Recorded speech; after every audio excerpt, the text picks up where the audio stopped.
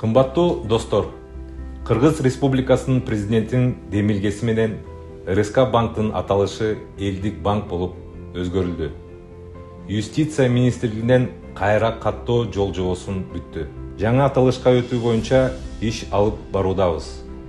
Биз 100% акциясы министрлер кабинетине тиешелүү болгон мамлекеттик банк бойдон калабыз.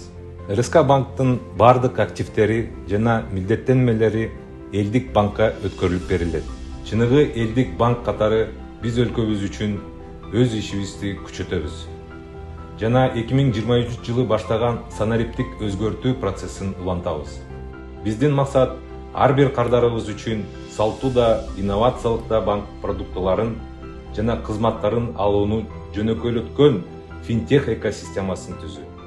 Биз элдик банк өлкөбүздүн бардык жарандары үчүн мүмкүн болушунча ыңгайлуу жана пайдалуу болушун каалайбыз.